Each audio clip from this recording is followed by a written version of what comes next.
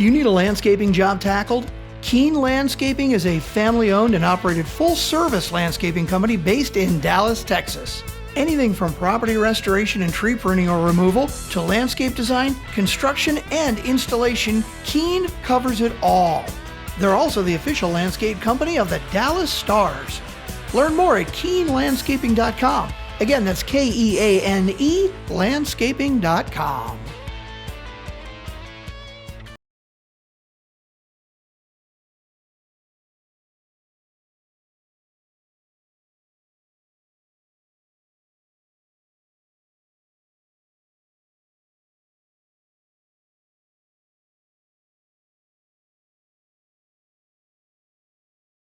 Parker's MMA show, episode 61. Obviously, huge McGregor fight this weekend, so we had to bring in the good friend of the pod, Parker's MMA show, Irish MMA correspondent, Sean Sheehan. Sean is a writer, podcaster, analyst over at Severe MMA. He's an expert on all things Irish MMA, as well as just MMA in general. And he is currently leading the migration of all Manchester United fans to their native homeland of South Dakota. So really, really excited to talk to Sean about everything going on with Conor McGregor, everything going on in the UFC, get a little bit of Manchester United talk, and then we'll get out of here for this week. So without further ado, here's our interview with Sean Sheehan.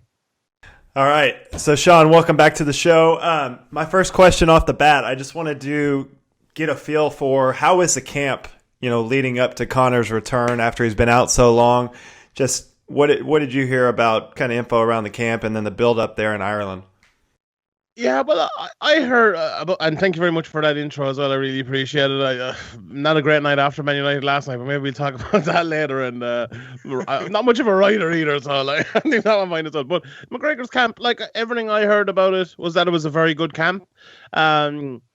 He prepared very well. Obviously, he's been out for the last year, but he has been in training, and maybe not in fight training for the full year, but I believe he's been in the gym or his own gym. Obviously, with Ireland, we have a lot of lockdowns and stuff like that, so maybe he's not able to get to SBG and stuff like that. But he's looked, fit and trim for most of the year. I think he was training for that event he was due to do in France. I think at the end it got cancelled, but I think he's been staying fit, and then he got into the camp and he looked really fit in it. It went well. He trained the way he usually trains, which is bringing one or two of his teammates into kind of a close-knit camp with him. Like before, he used to train in SVG in the main gym with whoever maybe was in the gym, or the pros in the gym, obviously. But now this is pure speculation, but I assume it's the gym has kind of gotten a little bit too big in terms of there's lots of people around, and maybe it's people looking for selfies and people looking for his time. And now he kind of has his section of SBG, and he used to have a gym 2 doors down from SBG, kind of a warehouse where he could kind of keep to himself and bring his training partners and bring John Kavanagh and Owen Roddy and the other guys in there as well. This time I think he did a bit of that, and maybe did some of it at home in his kind of own home gym, and then went to Portugal for, I think he said 9 weeks or something like that. That might be a little bit off, but he went for a good few weeks to Portugal anyway. I didn't hear about any injuries or anything like that. I heard the camp was really, really good, and he prepared to his utmost. So I think the preparations in terms of time, injury-free, and all of that went about as well as you possibly could. Now, I'm sure we'll get into it, but preparations in terms of maybe tactics mightn't have been the best, and I suppose that's another argument. But the preparations, from what I heard and from what everyone is saying, seems to have been very good. Yeah, and Billy and I were both, talking back and forth. We were very impressed with the way he showed up on the scale. I mean, he looked to be in phenomenal shape, and that's, it's the most active you've seen him for a camp in recent years, so that was good to see. All right, so let's switch gears a little bit here, and I want to talk to you about kind of this new, reborn, respectful Conor McGregor. You don't see a lot of the mental warfare, at least leading up to this one. How do you think that affects his overall game, and are we just seeing kind of a more mature, maybe a less hungry version of Conor McGregor, in years to come? Is this something we need to get used to? I think it is probably something we need to get used to in terms of him like not talking as much trash and him being quieter and stuff. How it affects his game, I don't know. I've never been a big one for buying into that. I like the trash talk, and I think it's good to sell the fight. And maybe the odd time, like Dustin Poirier in the first fight, you can get into people's heads a little bit and force them to fight maybe a different fight than what they normally would. But I don't think it makes much of a difference, especially for someone like McGregor. I think he's always been a good person of being kind of in control of his emotions from outside of the fight into the fight. So I don't think that played a part at all. I don't think sometimes we look at it and we see. And look, everything plays a part. Your emotions coming into the fight playing a part. If you're in a yacht or a one-bedroom apartment coming into the fight, it makes a difference, whether good or bad. So all these things can play into different things. But I think there's more, obvious things like what happened in the fight that we can kind of see, that we can kind of reason for McGregor's performance, and maybe look ahead to see what goes on in the future. So for me, I don't think the trash talk makes any difference. We know McGregor over the last few years, especially, I went back there a couple of weeks ago, or a couple of days ago, before the press conference, and I was looking at, an embedded or something, and this video popped up, the Habib versus McGregor press conference, a submission radio video, like a 10, 12-minute clip or whatever it was, and I watched some of it, and it was really, really hard to watch. He just went too far.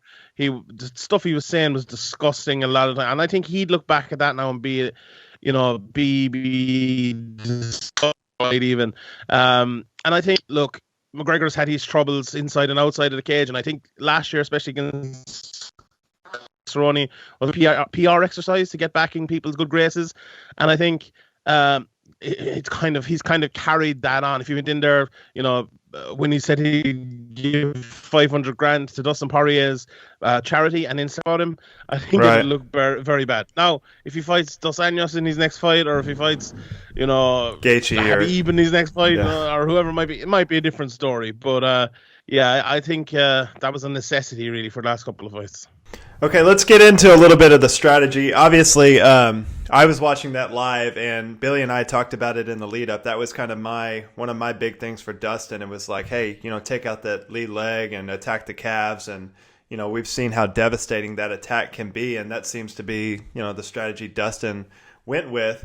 For Conor, he in the interviews afterwards, he was kind of put off the vibe that that wasn't something he was expecting. Obviously, you prepare for everything, but he really seemed to have no answer about that. So I wanted you to talk a little bit about the calf kicks in that fight, and then just in MMA in general. And we've seen waves of this new attack coming in, and the Sugar Sean O'Malley fight. Michael Chandler had got his fight against Brent Primus ended to that. So just talk about kind of the overall effect of calf kicks as a strategy in MMA as well. Yeah, look, I think I was actually talking to someone the other day, and they were reminding me that Vincent Henderson threw these calf kicks against Frankie Edgar, and that's probably a decade ago. I don't know, maybe 6-7 years ago. I think the fight that really kind of changed the game from this was Drakkar Klose versus Mark Chikese. He destroyed Mark Chikese's legs with calf kicks, and that sometimes it happens. Sometimes things like that happen in MMA, and it changes the whole entire game. And that one fight. Now, was everyone paying attention to that fight? Did everyone see it? Did everyone start doing it? No, absolutely not. But that fight, I don't know, you maybe could look it up. It was probably 3 years ago. And everyone knows about it now. It's a huge tactic for lots of people, and you have to change your game. You mentioned a couple of fights there. There's been more than that as well, that these calf kicks have changed. And that's the thing about MMA. If you're standing still, you're going backwards in MMA. You have to pick up these new techniques. You have to be aware of what's happening. And for me, in the last 5 years, that's the biggest change in MMA. Like, MMA has reached a stage where, okay, everyone knows wrestling, everyone knows jiu-jitsu, everyone knows boxing, kickboxing, whatever, and some people are better than others. But we kind of know what's there. We see what's there. Sometimes, and like, okay, if someone brought Taekwondo into MMA 10 years ago or 15 years ago, it might have been a big thing. These different kicks, no one has seen them before. Not really as thing as much now. But this is kind of a new thing that has come into MMA over the last few years, and it's really kind of taken over the game, I think, and really changed the game. For Conor McGregor not to have seen that, I think was very odd for his trainers to not have seen that. Was very odd. But I think the calf kick has been a little bit overplayed. I think the calf kick was there because of the way McGregor fought. McGregor came out in a very, he used to call people stuck in the mud. He looked stuck in the mud himself. He was standing there right in the pocket opposite Dustin Poirier. And what could Poirier do? Only kick that leg, only kick the calf. But now, a lot of people talked about this coming in. I had Dan Hardy on the podcast, and I spoke to him about it. And I spoke to him myself about it myself on other podcasts as well. Because McGregor, in his past fights, the leg has been there to kick, but not as much as in this fight. Like, if you think about McGregor in this fight, he stood very still, no footwork. Okay, he had kind of boxing footwork where he was circling and following Poirier around the cage. But it wasn't that in and out karate style that we, not so much karate style, but that we kind of called karate style that he used to have before. And if you think about that alone, where someone is in the pocket, out of the pocket, in the pocket, out of the pocket, as opposed to someone in the pocket. Like, the person that's in the pocket all the time is going to be able to get kick. If you're outside the pocket, you're not going to be able to, it's as simple as that for someone as stupid as me thinking about it.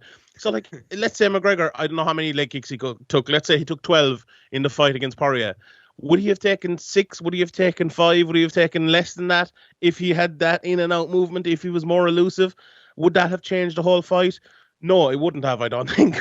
But I think it would have changed the fight from a boxing point of view and from a striking point of view if he was doing that as well. So I think it would have changed the fight a lot. But I think if you looked at the fights coming into it, right, and you saw Poirier fighting McGregor first time, fighting Michael Johnson, fighting against southpaws, he led a lot with his backhand, very rarely jabbed. I think he went out and I think he looked at the Nate Diaz fight where McGregor kind of fought like this, where he was in the pocket because he'd more weight on him and wasn't able to move as much, I don't think.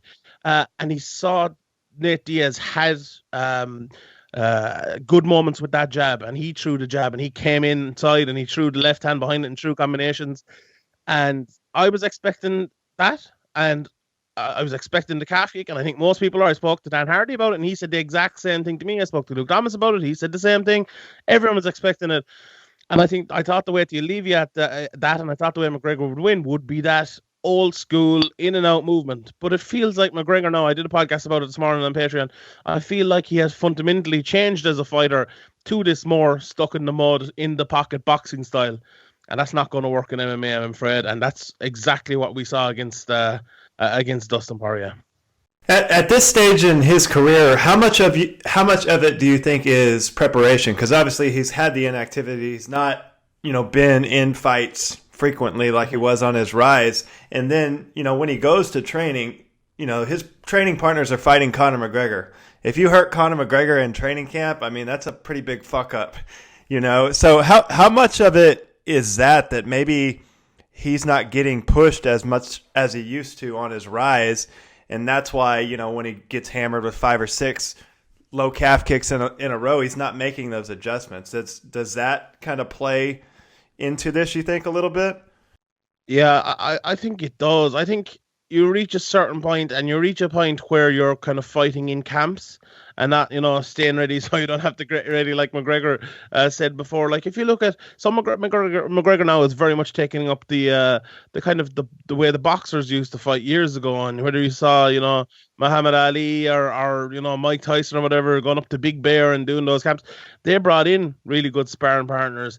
Like, even the likes of Anthony Joshua and Tyson Fury now, you see him bringing in, maybe a Derek Chisora who might be in rank number 8 in the world to spar before the fight, or maybe an Olympic boxer or something like that to come in and help him spar. Like, I think McGregor brought in a couple of boxers, and he brought in a couple from his own camp. But he's not bringing in Rory McDonald from a different promotion, or I know obviously Michael Chandler's there now, but a couple of months ago Michael Chandler, someone like that who would be perfect, who I'm sure would happily take 20 grand to come and be fed and stuff for 3 weeks in Portugal or Ireland or wherever it might be to spar with Conor McGregor.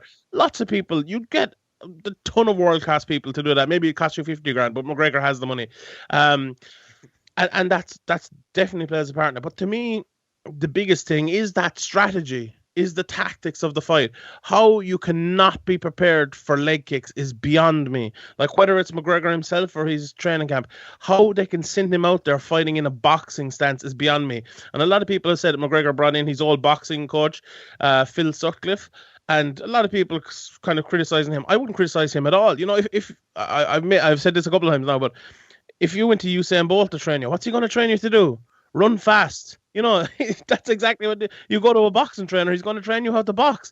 So for me, he's John Kavanagh, Owen Roddy, himself, whoever it might be that's running his strategy, who's deciding the way he fights, should have sat him down and goes, this is not going to work in MMA. You're going to get that calf kicked off you. You're going to get boxed up in the middle because of the calf getting kicked off you, because Poirier is going to it's going to be easier for Poirier to get takedowns. And, you know, from the boxing alone, even the boxing standpoint, forget about the calf kicks, forget about the takedowns. You're fighting in Dustin Poirier's best realm. I talked about it before, and it's different southpaw versus southpaw, but Poirier at his best is jabbing and coming inside with his backhand after. That's where he's quickest. That's where he's most dangerous. And your whole strategy was to play into that. To me, it's senseless. Like, what McGregor is great at is being fast, accurate, and powerful with one shot. And that's a very, you know, intelligent way to fight MMA these days, with the judging criteria even as well. You can win rounds fighting that way if you're elusive and if you're not getting hit. And it seems like McGregor, that was what McGregor was great at. And it seems like what he was great at could have won that fight and would have been the correct strategy to win the fight. But he came out with a different strategy, which is, I think, to people who, obviously fans of McGregor, it's baffling, but to people like me who are kind of trying to analyze fights and trying to watch fights and have watched back all of his fights, and I think lots of people as well, like Dan Hardy, I heard him talking about it again. It's baffling, really baffling, to be honest. So it's interesting to see what happens next, I suppose.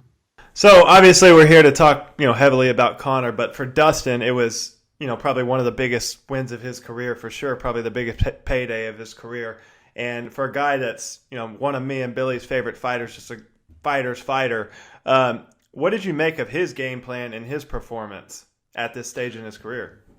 Yeah, I thought it was brilliant. Like, I had a lot of friends around here, obviously, who would maybe just watch the McGregor fights and that'd be that. And they were kind of saying to me, like, what's the point in and before the fight, what's the point in watching this fight? There's no belt on the line. He's beating this guy in 70 seconds before. And I was like, Dustin Poirier is a really good fighter. Don't forget about it. Like, he's probably like up there with McGregor as one of the hardest punchers at 145, 155 pounds. Hits really hard, really good technical fighter. Has improved so much after Khabib.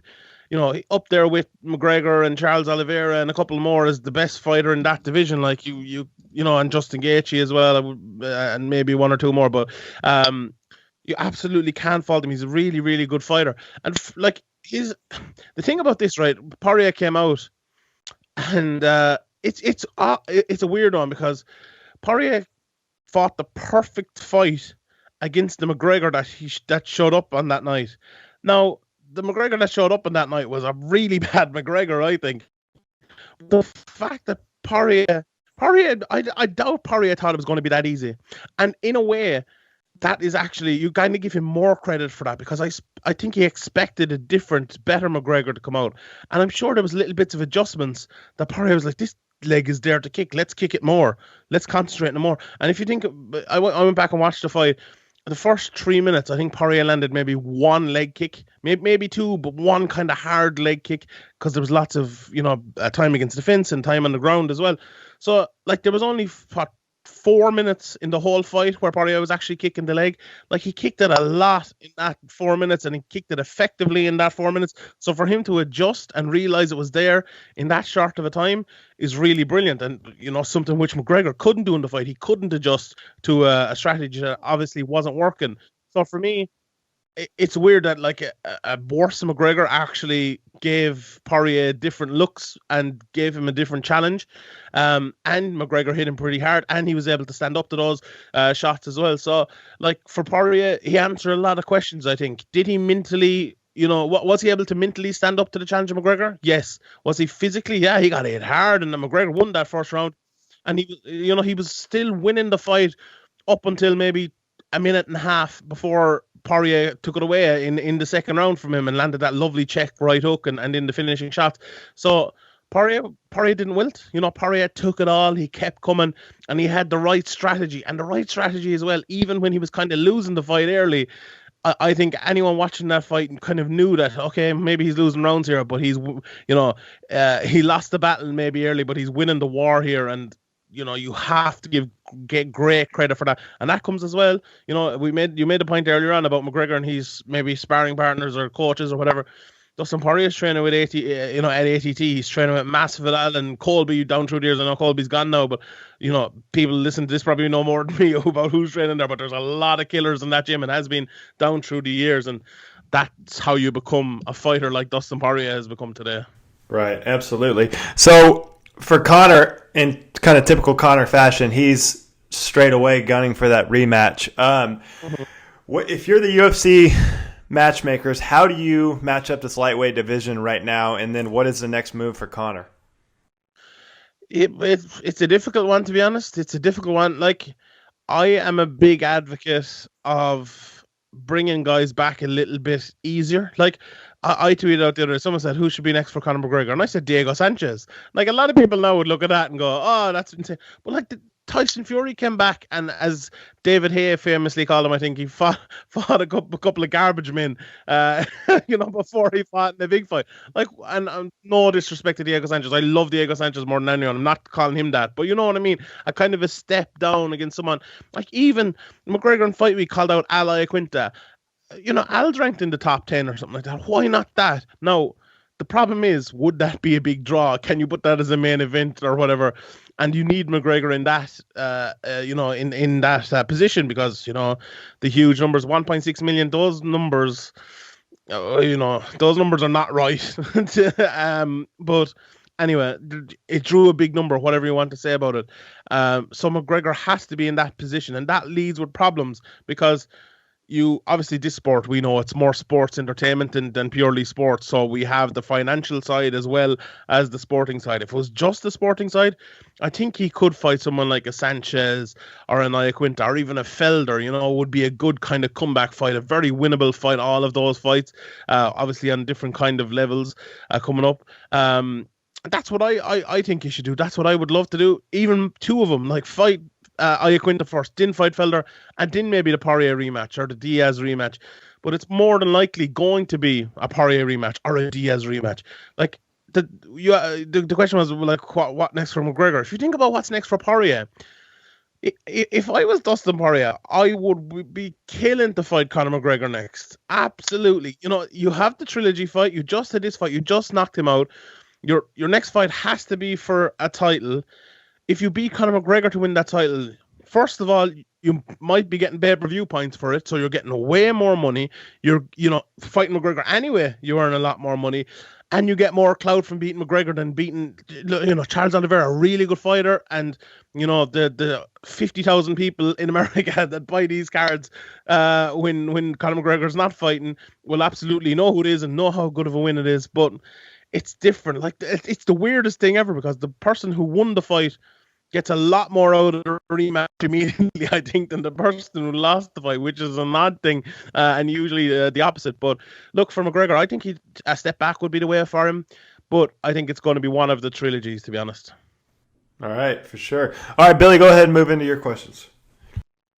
Sure. So, Sean, I want to ask you a couple Conor questions, and then I want to give you a brief respite from the Conor McGregor talk. Okay. So I will ask you about other topics in MMA, but I think you touched on this a little bit. What do you think of Conor's training at SBG Ireland, right? Obviously, he's gotten very far with John Kavanagh and Owen Roddy and that whole crew of guys, but like you said, you have these super camps in the United States and in other places where, you look at ATT and you have Poirier and Masvidal and Horiguchi and Yoel Romero, and you've had Robbie Lawler and Tyron Woodley and Colby Covington come through there. You look at like Hard Knocks with where Michael Chandler is, right? Or I guess it's Sanford MMA now, where you have Kamaru Usman and you have Gilbert Burns and you have Michael Chandler. Like, does it make sense for Conor to move at least temporarily to one of these mega camps where, maybe he could get pushed a little further or have a little bit more of an intense training environment?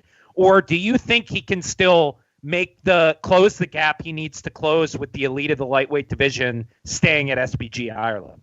It's a difficult one. Like, to me, I've been saying for years that McGregor needs to either bring in people or go somewhere else train, and not necessarily leave SBG. Like, you see, I know you probably know James Gallagher, one of the best SBG fighters. He's been over in where is it? Kansas, I think, with James Krause for I don't know, a couple of months, maybe over the last maybe 6 months. And he's gone back to SBG. No problem with that. I spoke to Ian Garry, who's one of the best up-and-comers. I think he was over in Birmingham training. He wants to go to other places training. Paul Redmond. Conor McGregor himself used to go to Iceland to train. Like, I think you can have best of both worlds. Now, obviously, in the pandemic, it's a little bit tougher to do that. But McGregor for years, and I mentioned him again, but Dan Hardy said it's like what he loves is kind of the flow in the training where he can just use his training partner as kind of someone to execute his moves on, and not kind of get into a fight. And that's grand. Maybe not necessarily not get into a fight, but to kind of practice his techniques. But that's fine until you get into a fight like Dustin Poirier and you eat a big check right hook in the second round, and you have to come through that, or you get kicked in the leg over and over and over, and you have to come through that. You need to experience that in sparring. And like the fact that McGregor said he hasn't experienced that in sparring is the biggest red flag you could ever see for people who have been saying that for years.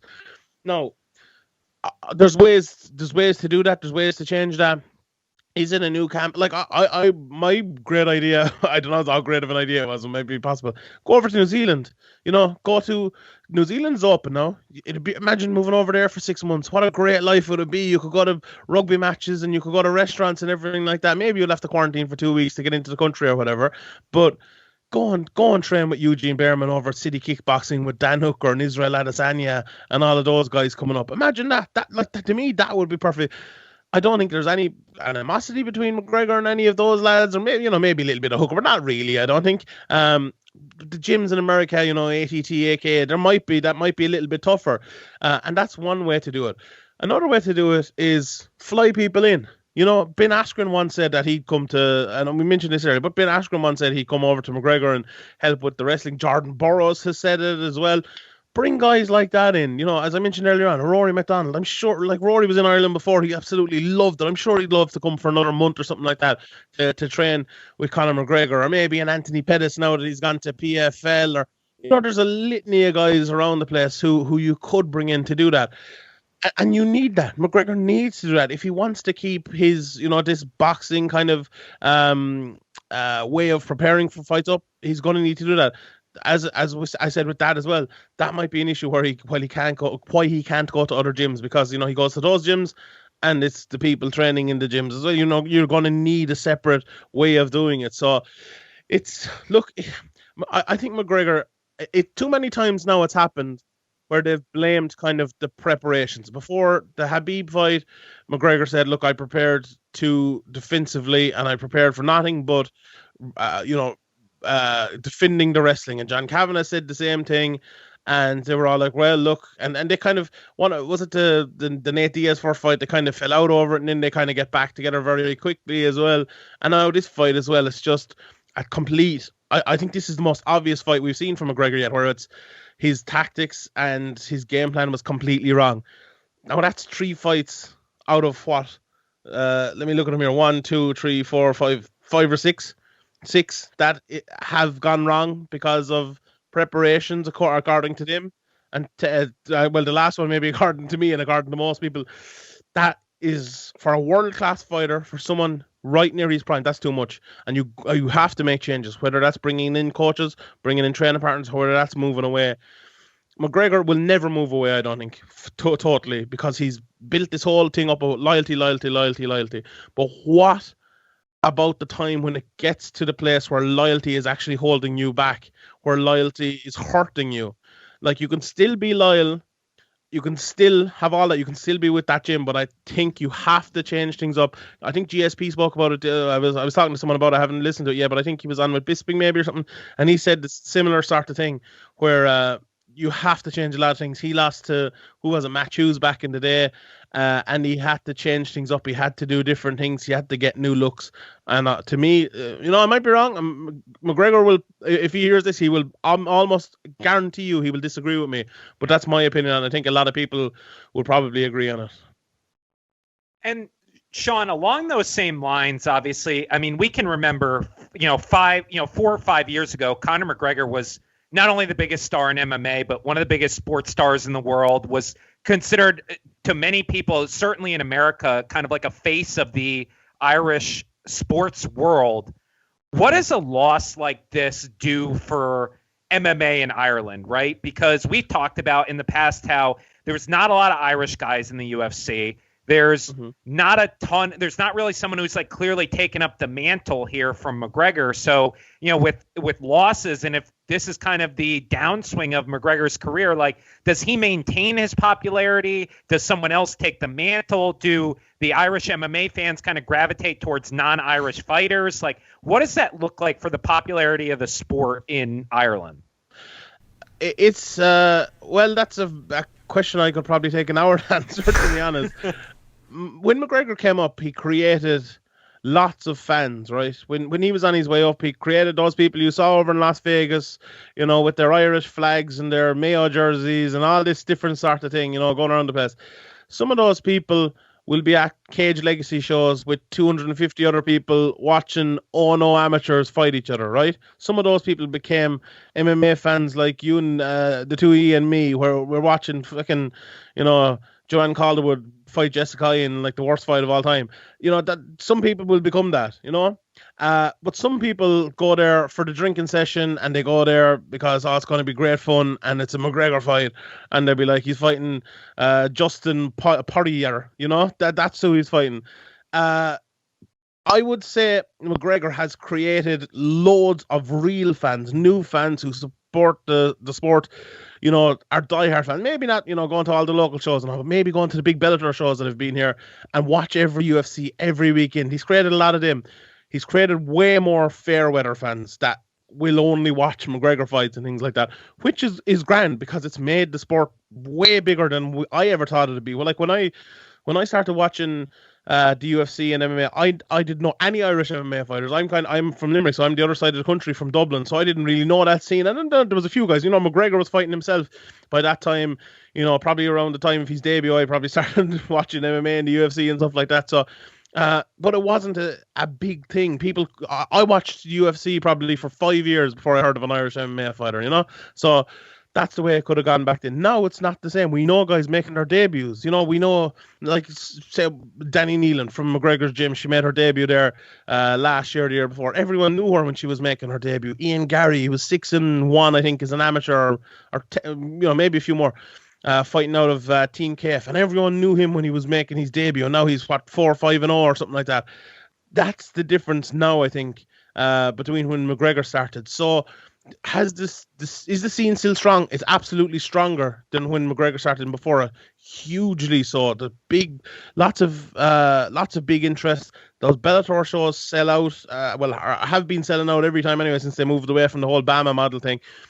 James Gallagher is a pretty big star. The guys coming through in cage warriors like Ian Garry, as I just mentioned as well, are big stars coming through there as well. So, for McGregor's popularity, for the sport's popularity, I think the sport is in a good place in terms of the popularity. Now, we could get into the regulation and all that, but that's for another day maybe. But for McGregor himself, it's a very interesting one, because in the last week, I got lots of texts about what time is the McGregor fight on, where can I get it, where can I buy it, more than the Cerrone fight. And I think maybe it's because of the pandemic, maybe because people are stuck in and they're not going out on a Saturday night and they're going to watch it. But that's the same in America, so that's, absolutely allowed in this. So to me, for that, I think McGregor's popularity is not where it once was, but it got a little bit better from the cowboy fight. But in terms of McGregor being covered in the media and stuff like that, obviously lots of things have happened outside of the cage which haven't helped him. But the media have never liked McGregor. They've always hated him. Well, not always hated him. They kind of once they realized there was kind of a class divide, and the sport is not the classiest sport in the world. And they're used to people, with their, I can't wait for the next one. It's going, McGregor is not that, and never has been that. And I think they were waiting for an opportunity to kind of, look down upon him or cover him in such a way or not cover him in any way. Like, I remember in McGregor's popularity, I remember in one day before I was on 3 national radio stations all in one day, and there isn't that many national radio stations in Ireland. Now, I know one of them, they have like a 24-hour broadcast radio and online sports, and I don't think they mentioned McGregor once coming up to this. And I know another one like that used to cover McGregor regularly, the biggest national radio station. I think I've been on it maybe 100 times over the last 5 or 6 years. Not a peep from him this week. So it's there's definitely issues for that with McGregor. For the fan base, it's still there at times. But like, let's say Las Vegas opens and he fights again in August or something. Will the people fly out? Will they go out and support him? Maybe, but I don't think it's the same as what it once was, and it probably will take him getting back to winning ways, I think, to build it back up. Sure. So, Sean, I promised you a brief respite from the McGregor talk, so I do want to ask you about a couple other things going on around MMA and get your perspective. Obviously, we've talked a lot about Bellator, and specifically Bellator in Ireland, right? They've made big pushes into really trying to assert themselves as a top promotion in Ireland. Mm-hmm. Michael Chandler, a longtime face of Bellator, in my opinion, obviously their former champion, comes out and shows he absolutely belongs in the UFC. Was that surprising to you, how quick work he made of Dan Hooker? And what does this do for the perception of both Chandler and Bellator? It surprised me how quick he did it, but I wasn't surprised by the win. Like, I wrote like this betting article for a company before the fights last week, and I was like looking through the records of both of them. I was like, Chandler has beaten better guys than Dan Hooker. He has and the thing about it is, some people come in and they're at a McGregor fight. I remember Graham, who does a podcast with me. He has worked on the documentaries with McGregor and stuff, and he always talks about being backstage before McGregor fights, just a little bit different.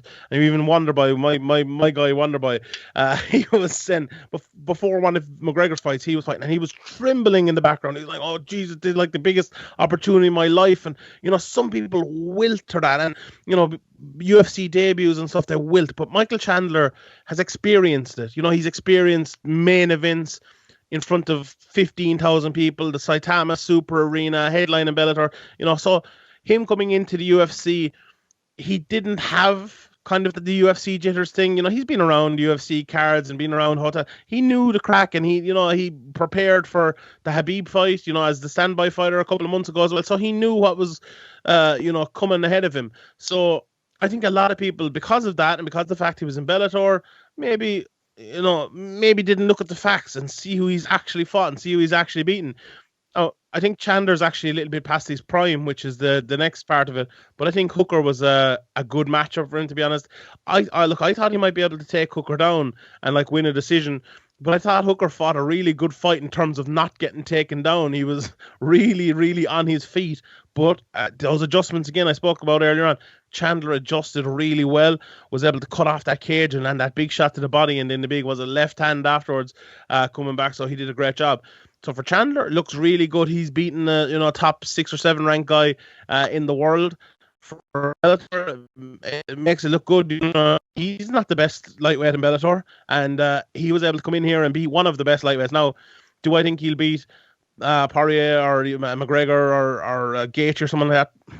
I don't think so. No, but he's he proved at the weekend he is a top 10, top 5 or 6 lightweight in the world, so it makes him look good and it makes Bellator look really, really good as well. And it gives how good is Pitbull? How good is Pitbull is the question after that. Not to go full Chael Sonnen on and ranting, but could Pitbull beat Poirier? Maybe. Could he beat Gaethje? Maybe. It'd be a great fight. Could he beat McGregor? It's one of those ones as well. So I think when Bellator signed a couple of those light heavyweights a while back, they were all saying, this guy is a win over this guy, and we've the best light heavyweight roster and things like that. But I think it means a little bit more when it's at a great division like lightweight. And when I agree. I think Chandler coming over has made Bellator look good, and obviously himself as well. Another Bellator guy that obviously you're intensely familiar with, James Gallagher. Kind of finished 2020 pretty strong, I thought. Obviously, getting the Cal Eleanor fight in was, I think, a big deal. What do you expect from him in 2021? And where is he at in terms of his stardom or his the buzz around him as a fighter in kind of the Irish circles? Yeah, I'm expecting a lot from James Gallagher. As I said, he was over training with James Krause, improving his game.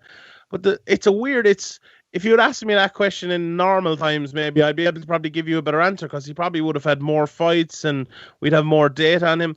But this Cal Eleanor fight has fallen out, I don't know, 3 times in the last 18 months, probably 2 years now since this fight was first brought up. And injuries, and then pull out another injury, and the fight eventually happened, and the fight was a bit of a damn squib. We were expecting to be a challenge for Gallagher in a little bit anyway. I think everyone was kind of expecting him to win, maybe apart from people over in Newcastle in the UK. But Cal Eleanor just kind of came out and was another one who just got destroyed by James Gallagher on the ground. And so that didn't really tell us a lot about Gallagher again. No, what do we know about Gallagher? He's devastating on the ground. If you get him down, if he gets anyone down there, he is. We joke about, a lot of people joke about Gallagher and see him as a joke, but he's no joke. This guy's a really, really, really dangerous guy, a dangerous fighter. Now, have his hands improved enough for him to be good enough on the feet to kind of stand there against people or knock out people or, decision people? That's something we're going to have to see, and that's the one piece of data after the Ricky Bandejas fight that we haven't really seen much of. So that's something we're going to have to find out. But absolutely a top prospect, seems to be one of the hardest working guys you could meet. Like, one thing about James Gallagher, a lot of people see the talk and, they compare him to Conor McGregor and say he's an act and stuff. But when you're around James Gallagher, I only kind of started doing in-person interviews a while back, and I've interviewed James now maybe 3 or 4 times in person. And the one thing you notice about him is he's one of the most respectful people you could ever meet, and he gets it as well. Like, I remember one time, it was at like the end of the media day, and they were like telling people to go away because they had like so many Bellator fighters. They had 10 in one room, and then they got them out and then brought in like another 10, and then brought in another 10. And it was at the end, and I was waiting. And like, obviously, in Ireland, not to blow my own horn here or anything, but like there isn't anyone really like bigger than Severe MMA with a bigger, push out there and stuff. And he kind of saw me coming. He was like, no. I'm waiting. I'm doing this interview. And he like refused the PR, and he did it. And you see him around. He's around with his mother and father, and they're lovely people. And he has them there all the time. You see some people, with their friends, and they jump into the crowd, and there's 50 of their friends, and they're drinking in the club or the pub afterwards. He's there sitting with his mother and father and maybe his girlfriend and his cousins, and there's 10 of them around the table, and they're having a couple of drinks, and he's in bed early that night. So like that, this is genuine. That's the genuinely James Gallagher. I remember we went to a media day, and it was just like a media day in a hotel, 1 hour out, you're gone. His mother, his father were there, both supporting him, having a coffee with him before it, waiting there in the background, going away. And they live in, I believe they still live in Tyrone, which is up in the north of Ireland, which is probably, a 3 or 4 hour drive down to Dublin just for that like hour and up again. That's the kind of support that James Gallagher has, and that's the kind of family kind of the guy that he is. And that sort of thing I really think helps fighters when they have a solid base like that, and when they have the support there to kind of improve and good advice and things like that. And people miss that with James Gallagher, I think, and that can be an important part of it. So I don't know why I got off into that tangent, but anyway, yeah, James Gallagher, looking forward to seeing what he does in the next year. And then the other guy who I saw a very recent interview that you did, a guy who I think is the best prospect in Irish MMA, Ian Garry. Kind of the same question. What do you expect from Ian? And for someone who's known maybe in the United States or globally, kind of talk up Ian Garry, or what makes Ian Garry special in your eyes? Yeah, well, he'll do a lot of that talking up himself anyway, because he is he is maybe one of the most talkative guy you could see in Irish MMA. He will come out and say it. I remember I was interviewing him once, and it was after an event where he had won. And his coach Chris Fields was there, and he was like telling him before, like, don't go too crazy now, don't say too much. They kind of have to hold him back a little bit. But he's a great interviewer and a great talker, but he's a really, really good fighter as well. He's big and he's tall and he's athletic. He used to play Gaelic sports coming up here. He used to play hurling coming up, so has that athletic base. And then he's from Dublin as well, and there's lots of advantages for people doing GAA in Dublin. They've really put in lots of money into it. So like he's used to doing like the strength and conditioning and different things from a very, very young age. So he has that kind of athletic base. And I think he did judo before he did MMA and stuff. So he's been around it a long time and training under Chris Fields. So, he's Cage Warriors champion. He's fought in the Ultimate Fighter, almost got into the UFC. He's fought in KSW and other places as well. So he's really good. And Tom King, who would have been Conor McGregor's jiu-jitsu coach for years and years and years, an Irish black belt. So a really good camp there. In the camp as well, James Webb, the former Cage Warriors middleweight champion. So he's some good training partners there as well.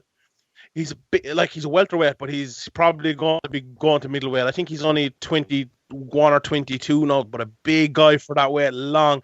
Hits really hard. His ground game is improving all the time. He's submitted a couple of guys now as well. And like he goes in there and he makes experienced guys look bad. He makes them look like amateurs. He fought I always mix them up. There's two Figlak brothers, but he fought the bigger Figlak brother anyway. And he went in and he kind of destroyed him. And I was talking to a guy from the Figlak's from the UK scene. I was talking to a guy from the UK scene. He was like, that win is a lot better than maybe people realize. And then Figlak came out in his next fight and he destroyed a good guy, and he destroyed someone else after that as well. And his brother's a really good fighter as well. And he and Garry just made it look easy against him. For his last fight, he fought another guy as well, and he was a little bit disappointed because he didn't get the level he wanted. But now he's calling for a title shot, and he's right thereabouts. I think he's 5-0 now as a fighter. But if you've never heard of Ian Garry, you don't watch much Cage Warriors, tune in for his next fight. Tune in for any of his fights. Exciting, athletic, big knockouts, big submissions. He will talk shit. He's he is as legit as they come. And when you talk shit as well, he's like do you ever see that? And he'll admit this himself, so he won't give out to me about it. But do you ever see those annoying 12-year-olds who never stop talking? And they're just like, hello, what are you doing? Where'd you go down? Where are you going? What time you go to work? What time you he's one of those people. He just never stops. He's just yap all the time. And I think that takes a lot of energy. And I think that benefits him maybe in the cage as well, because he's a lot of energy gone in there as well. But if you're a fan of MMA, you have to keep an eye on Ian Garry and what he's doing in his career. And then, kind of tying all this together, Sean, if we're sitting here, a year from now, we have you on the pod again in January 2022. Who do you think we're going to look back on and say this Irish fighter had the best 2021? Who do you think that is? It's an interesting one because the last couple of years, we do the Irish MMA awards, and no one has really stood out that much. I think this year Blaine O'Driscoll had a great year in Bellator. 2 first-round finishes, one by submission, one by knockout, and kind of came from the clouds to kind of win that. McGregor had one fight, James Gallagher had one fight, and Norman Park, I think, had one fight and lost it, and he won it the year before, I believe. So someone like that could emerge again. A Danny Nyland or a Liam McCourt or a Sinead Kavanagh, who could be fighting Cyborg in her next fight. And she's a dangerous fighter as well for Cyborg, because she's a really good boxer. Now, obviously, Cyborg has other advantages, and we're a big favourite going into that fight as well. But I think it's a big year. We mentioned James Gallagher, but it's a big year for him. I think it's a huge year for him. Big year for Rhys McKee as well. He just got cut from the UFC. And can he maybe not get back there in the next year, but can he get back to maybe a Cage Warriors, win a few fights, maybe get that championship that he never got the opportunity to get because he signed for the UFC? Dean Barry as well has just signed for the UFC, so himself and Conor McGregor are the only two fighters in the UFC at the moment. So there's a litany of people, obviously, in Garry as well. Paul Hughes just lost in Cage Warriors. A lot of people are calling him the biggest prospect in Irish MMA before he lost, but a very close fight against Vucinic, who is fighting now for the Cage Warriors featherweight title as well. So you could absolutely see Paul Hughes fighting for the Cage Warriors featherweight title, maybe win one more fight and then be fighting for it as well. So John Mitchell, I think, is another name. He's a guy from down in Cork, and he trains down in Cork as well. And he's been out in, I think, Thailand, if I'm not mistaken, training for the last while, or he was before Christmas anyway. This guy, I think he might be only 1-0 or 2-0, but really, really good. Reminds me a little bit of TJ Dillashaw. Very, very, very good fighter. So, there's lots of people coming through. Kiefer Crosby as well. Can he bounce back? Paul Redmond, will we see him back in the cage? There's lots of people around, but yeah, the ones I would definitely be looking at, Ian Garry, James Gallagher would probably be the two names, and obviously Conor McGregor as well. But everyone I mentioned there, it's definitely worth keeping an eye on them. And I probably forgot like some really obvious ones now, and they'll kill me as well. Joe McColgan as well. He'd vote me if I didn't mention him. But there's lots of guys coming through. Well, Sean, really appreciate it. I did promise you would get at least 90 seconds to talk about Manchester United. So I got to ask you, when is Manchester United going to do the thing that all big clubs are doing now and buy an American player? That's what you need next. Yeah, I don't know. Who is there anyone any good from Pulisic? Maybe we could sign him from Chelsea, but yeah. McKinney just signed for Juventus. He's been starting over in Serie A. No. Tyler Adams, defensive mid over at Leipzig. If you need some help in the defense. I have to admit I haven't been watching too much United since they've been playing well, because that's very frustrating to me. We used to have one American player. What was his name? He used to play centre back with the big. Oh God, he had a big fucking mop of hair on him. What's his name? Do you remember that? Was it Alexi Lawless? No, he never played at United. United American. Let me Google it. I know Tim Howard and Casey Keller. Oh yeah, Tim Howard. Yeah, Tim Howard played for Man United. Oh God, Jonathan Spector. Yeah, he used to play for Man United. Yeah, but he was not great, but he moved on pretty quickly. But yeah, Tim Howard played for a good couple of years. So the goalkeepers, who's an American goalkeeper now? They usually have a couple. Brad Guzan, I think, was a good goalie. Zach Steffen is our starter. He's the City backup. Oh really? Oh yeah. Okay. Oh yeah, I actually saw him playing for City, and he was good a couple of weeks ago. So yeah, we look. Man United need a litany of players. We need a right winger. So maybe Pulisic. We'll buy him from Chelsea. Maybe the new manager now. You can't have him. No, why not? He'd do as well. Yeah, we need a centre back. We need two midfielders. We have a new goalie, but we just don't want to play him. But yeah, it's weird because Man United lost last night for the first time in like 2 months, and I'm just unbelievably negative about it. Even though, like, if you got me on like on Monday, I'd be like, oh yeah, we're gonna win the league, we're the best team in the world. So that tends to happen in sport. But I think with Man United, the weird thing was they've been getting good results, but not playing that well. You know, Rashford and Martial have been atrocious for months now, not scoring, not doing it. And we've still just been nicking it like 2-1 or 1-0, barely winning games. And it's kind of made us look a lot better than we are. But like last night was the real Man United, I think, losing 2-1 to fucking Sheffield United. It was pretty dire, but there's going to be more of them, I have a feeling, for the rest of the season. But anyway, Bruno Fernandes is great anyway. South Dakota's on Bruno Fernandes. He's the best player in the world at the moment, I think, by a mile. So it's great to have him, and at least he's bringing some joy to our lives anyway. Yeah, I think, well, Parker and I are both Chelsea fans. Parker certainly more casual than I am. A lot more casual. Tuchel out. Yeah. I've been kind of working through the emotions of firing Frank Lampard that I know was the right decision, but in my heart, it's still Frank Lampard, right? So he's a terrible manager. To be honest, like, he had absolutely no business getting that job. Like he took over a Derby team and he had a good bit of money to spend and he had a good squad and he didn't even get him promoted. I'm like, he got the Chelsea job based off of that, and then they gave him like full year. Then he spent like 220 million on players like Timo Werner, a good striker, but he's off form a little bit. But Havertz, I was really mad that they signed Havertz and Man United didn't. I think he's one of the best young players in the world, and he's just been like playing him, throwing him out in the wing, playing him out of position, and it's like bizarre to play these young rubbish English players. Like it's a bizarre thing. I think Tuchel could do a good job with him for the next 18 months until Abramovich gets mad and sacks him again. So great. You know how it works. Yeah. Well, now that we've alienated our entire MMA listener base with some Premier League talk, Sean, any shout outs? Where can people find you, and where can people find your work? With Severe MMA, I suppose the Severe MMA podcast is out every Sunday for free for everyone. It's usually around an hour or an hour and 10 minutes or so. So you can get that on severemma.com or on your podcast feed. And we have a Patreon then. We usually have 3 to 4 podcasts every week on Patreon. Cost $5. So, you know, a cup of coffee once a month. Last month, I think we had something like 25 posts or something like that with Dan Hardy, Ariel Helwani, Luke Thomas, Robbie Fox, Philip O'Connor, loads of different people on it. So we have, you know, if you're, you know, we talked about Irish MMA there, Ian Garry, James Gallagher. If that's what, you know, if you want to become a kind of a fan of that or keeping track with those guys, there's no other place to do it, really. There isn't really another Irish MMA website covering it. So to help us keep the lights on, you could sign up there. But yeah, on Twitter as well, at Sean Sheehan. Like, shout out to a couple, you know, the at Severe MMA as well. Our boy Ian O'Neill over in Canada does an absolutely great job. Andy Stevenson, Patrick Sheehan, my brother, great photographer as well. And Padraig Foran as well, great videographer. And I suppose I better give a shout out to Graham and Harry Williams and Sean and Steve as well over in the UK. We have a great team of people around the place, and you know, it's tough at times, you know, because there's a lot of work to be done and there's a lot of stuff to cover, and okay, maybe there's a lot of events to go to in the last year or so, but there has been a lot for the last few years, and it's been an interesting time and kind of a fun way to do it, and it's great to have a good team behind you and a lot of good people doing it as well. So shout out to the Severe MMA crew.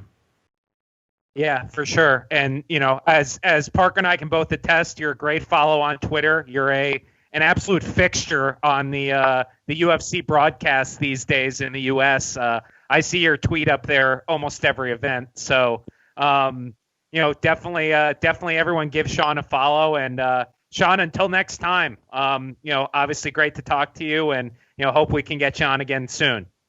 Thanks, lads. Thanks for having me. Up the Blues. Texas Trees is the premier tree care company in the DFW area. Whether you need basic maintenance or specialized services, when it comes to trees, we've got you covered. Pruning, chipping, bracing, and cabling, even root barriers and disease control, we do it all. And if you aren't sure what you need, we have certified arborists on staff to point you in the right direction. Visit us at northtexastrees.net. That's northtexastrees.net.